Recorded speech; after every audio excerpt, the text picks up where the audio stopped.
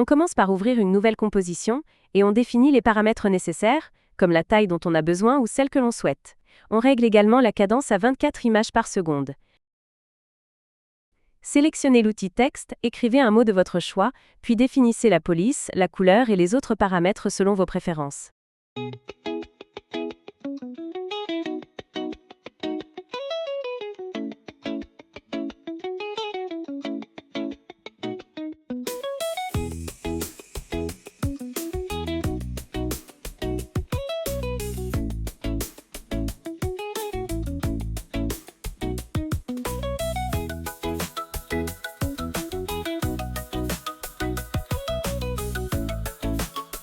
Faites un clic droit, sélectionnez Nouveau, puis choisissez Calque de forme.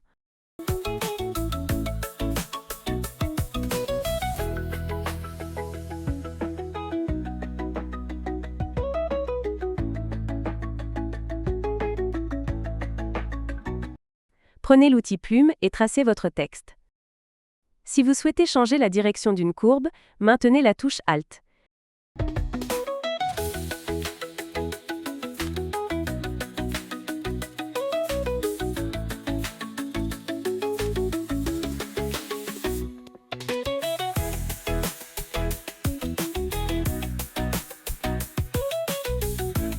Sortez le tracé au-delà de la zone de composition, car cela servira de chemin pour le mouvement de la main.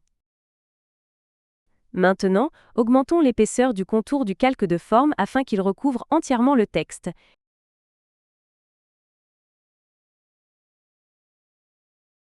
Dans le calque de forme, ouvrez Contenu, puis Forme, ensuite Contour. Allez dans Largeur de contour et sélectionnez Extrémité arrondie pour adoucir les bords du contour.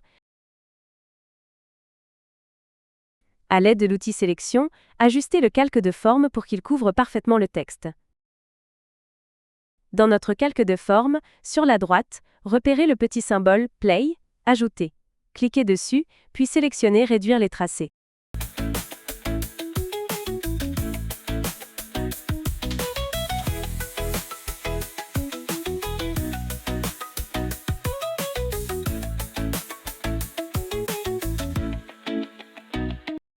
Dans Réduire les tracés, sélectionnez Fin. Réglez Fin à 0%, puis activez les images clés.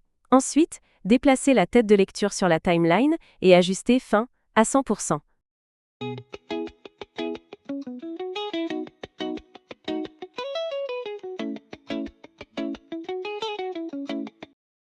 Placez le calque de forme sous le texte, puis dans la colonne Cache, sélectionnez le calque texte pour appliquer le masque et animer l'écriture du texte.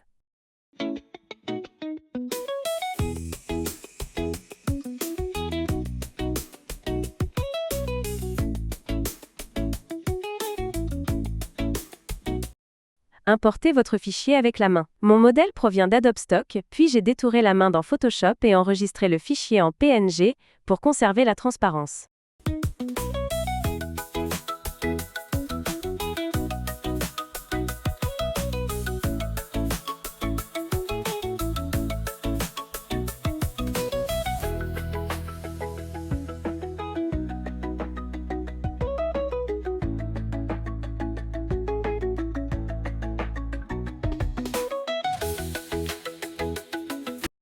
Prenez le point pivot et placez-le sur la pointe du stylo, c'est très important.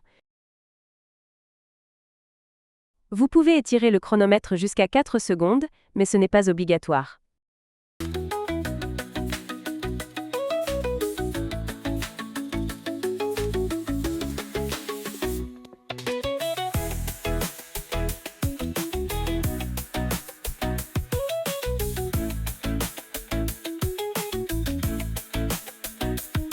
Trouvez votre chemin de tracé, copiez-le, CMD plus C, puis allez sur votre calque de la main, ouvrez P égale position et collez-le, CMD plus V.